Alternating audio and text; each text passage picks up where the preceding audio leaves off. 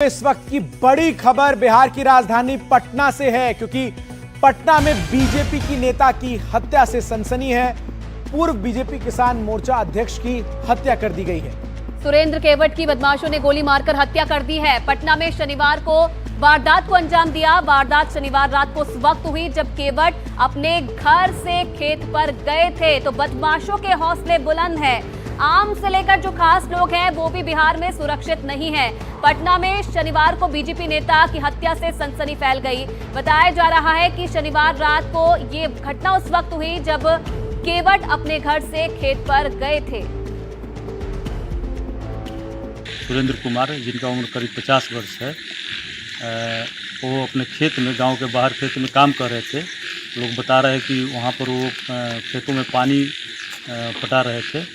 तब तक कोई उनको अज्ञात व्यक्ति गोली मारकर भाग गया। परिजनों का बयान दर्ज कर कार्रवाई की जा रही है। एफएसएल टीम को खबर किया गया है और डीआईयू टीम को भी डंप लेने के लिए सूचित किया गया है और इस संबंध में अग्रिम कार्रवाई की जा रही है।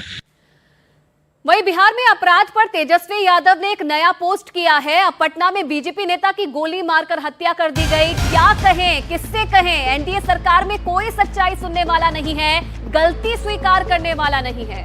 मुख्यमंत्री के स्वास्थ्य का सबको पता है, लेकिन बीजेपी के दो नकारे उप मुख्यमंत्री क्या कर रहे हैं? ये सवाल उठाया है नेता विपक्ष तेजस्वी यादव ने। बिहार में चुनावी साल में जिस तरीके से लगातार एक के बाद एक आपराधिक मामले बढ़ते हुए नजर आ रहे हैं, ऐसे में तेजस्वी यादव लगातार हमलावर हैं। ताजा मामला जो है बिहार में बीजेपी के नेता की गोली मारकर हत्या जो है वो कर दी गई है।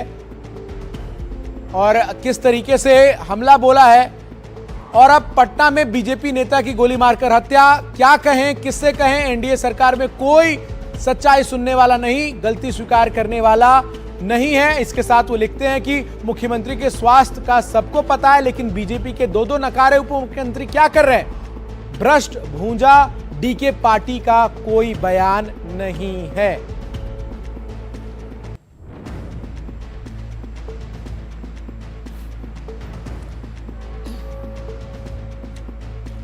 तो देखिए, बिहार में वारदात थमने का नाम नहीं ले रही है। लगातार ऐसी वारदातें हो रही हैं, ऐसी घटना हो रही है जिसमें चंदन कई लोगों की अब तक मौत हो चुकी है। बिल्कुल, लगातार जिस तरीके से क्राइम का ग्राफ जो है वो बिहार में बढ़ता हुआ नजर आ रहा है, इसने चुनावी साल में बिहार की जो सियासत है उसको और उसका पारा बढ़ा दिया है। लेकिन किस तरीके से लगातार बढ़ते आपराधिक मामलों के बीच राजनीति जारी है, इस रिपोर्ट में आपको दिखाते हैं।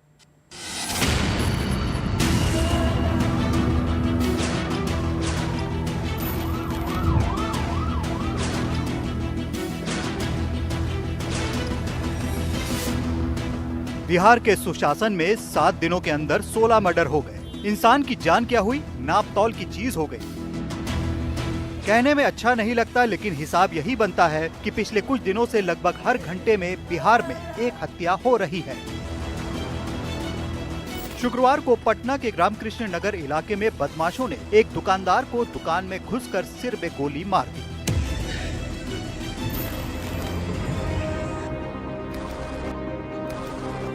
बिहार में एक के बाद एक हत्याकांड। व्यापारी हो या स्कूल संचालक, अपराधी आते हैं, गोली मारकर चले जाते हैं।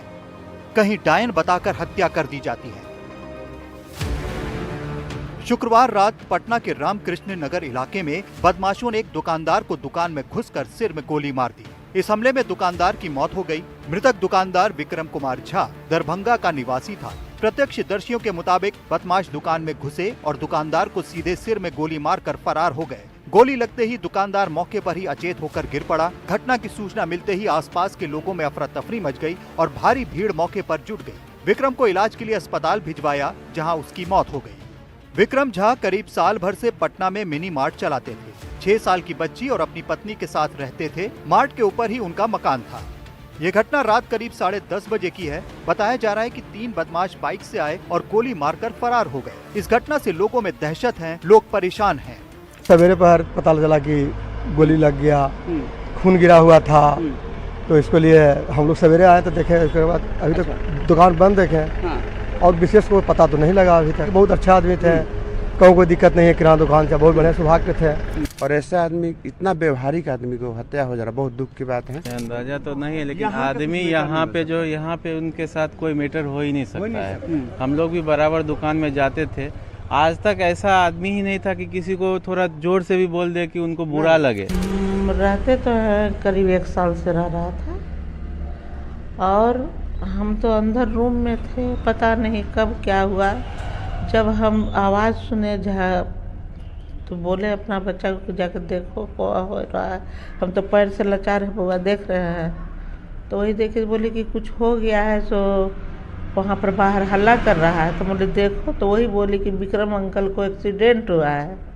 तो बाहर निकले तब तक देखे उसको ले जा रहा था लोग। बहुत अच्छे इंसान थे, हम बता नहीं सकते हैं कि कितना अच्छा इंसान थे। ये पूरे मोहल्ला से पूछ लीजिए, आपको कोई ना बोलेगा इतना अच्छा वो आदमी थे, बहुत अच्छा। कभी सोचे नहीं थे कि इस तरह का घटना होगा। पिछले कुछ दिनों में बिहार की राजधानी पटना एक के बाद एक क्राइम से दहल उठी है। दुकानदार हत्याकांड के साथ ही बिहार के वैशाली से लूट और गोलीबारी की खबर आई। यहाँ अपराधियों ने एक मक्का व्यवसायी को गोली मारकर 20,000 रुपए लूट लिए। अपराधियों ने मक्का कारोबारी दीपक शाह को गोली मार दी, लेकिन गोली लगने के बाद भी दीपक हिम्मत दिखाते हुए खुद बाइक चलाकर एक दुकान पर पहुंचे और रिश्तेदारों को जानकारी दी। गंभीर हालत में उन्हें इलाज के लिए अस्पताल में भर्ती कराया गया है। बिहार में बिगड़ती कानून व्यवस्था कहीं न कहीं डबल इंजन सरकार के लिए एक बड़ा चैलेंज बना हुआ है। पिछले 1 सप्ताह के भीतर लगभग 15 से ज़्यादा हत्याएं कहीं न कहीं बिहार सरकार के लिए एक बहुत बड़ा सरदर्द बना हुआ है। जिस तरीके से पूरा विपक्ष नीतीश कुमार की सरकार को घेरते नजर आ रहा है, वहीं बिहार सरकार जिस तरीके से बिहार में हत्याएं हो रही है, कहीं न कहीं उस पर घिरते नजर आ रही है। हाल ही में एकदम से बड़े अपराधों के बीच राजनीति भी तेज हो गई है। आरजेडी नेता और बिहार के पूर्व डिप्टी सीएम तेजस्वी यादव ने पोस्ट किया कि पटना में व्यवसायी विक्रम झा की गोली मारकर हत्या, डीके टैक्स तबादला उद्योग प्रदेश की अराजक स्थिति का मुख्य कारण, अचेत मुख्यमंत्री क्यों है मौन, भ्रष्ट भूंजा पार्टी जवाब दे।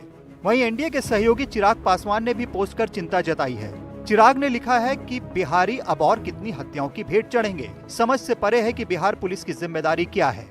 कानून व्यवस्था पर उठ रहे सवालों पर कांग्रेस सांसद तारिक अनवर ने कहा कि नीतीश कुमार का स्वास्थ्य ठीक नहीं है, इसलिए अब सरकार का इकबाल खत्म हो गया है। खास तौर पर जब से नीतीश जी की जो है का स्वास्थ्य खराब हुआ है, तो स्थिति बद से बदतर होती जा रही है। ऐसा लगता है कि शासन पर और कोई पकड़ नाम की चीज़ नहीं रह गई। तो जो असामाजिक तत्व हैं वो काफ़ी सक्रिय हो गए हैं। शासन का जो एक इकबाल होता है या रोब होता है, वो खत्म हो चुका है। पिछले कुछ दिनों से राजधानी पटना समेत पूरे बिहार में व्यापारियों को निशाना बनाने की घटनाएं सामने आ रही हैं। कारोबारी गोपाल खेम का हत्याकांड हो या पालीगंज में बालू कारोबारी की गोली मारकर हत्या, बिहार के दूसरे इलाकों से भी ऐसी ही घटनाएं सामने आ रही हैं। Bureau report, NDTV India. जाहिर है कि जिस बिहार में कुछ महीनों बाद चुनाव होने जा रहे हैं, वहां कानून व्यवस्था बहुत बड़ा मुद्दा अब नजर आ रहा है। जरा सुनिए विपक्ष के आरोप क्या हैं और सत्ता पक्ष में बैठे लोग जवाब क्या दे रहे हैं। लॉ एंड ऑर्डर तो बिहार में अब लॉ एंड ऑर्डर कहाँ रहेगी। क्रिमिनल डिसऑर्डर जो है एकदम हो चुका है। कोई सुनने वाला देखने वाला बिहार में नहीं रहेगा। लोग जो है मारे जा रहे हैं, कोई सुनवाई कोई कार्रवाई नहीं हो रही। लोग परेशान हैं, लोग सहमे हुए हैं। डेली गोलियां चल रही है, डेली किसी न किसी की हत्या हो रही है। कहाँ है प्रशासन, शासन, सुशासन? प्रशासन है ही नहीं बिहार में, गवर्नमेंट ही नहीं है। जो है अपराधियों को संरक्षण देने वाले लोग बैठे हुए हैं। घूसखोरों को बैठा करके रखा गया है। भ्रष्टाचार ही भ्रष्टाचार पूरे बिहार में है। बिना घूस लिए कोई काम नहीं हो रहा। राजद का अस्तित्व बिहार में जब तक बचा रहेगा, ये अपराध और माफिया राज कायम करने का प्रयास करेगा। लेकिन सरकार सजग है कि आज बालू के अंदर भी माफिया राज राजद का था। पूरा बिहार नहीं देश जानता है। बहुत हद तक लगाम लगा है।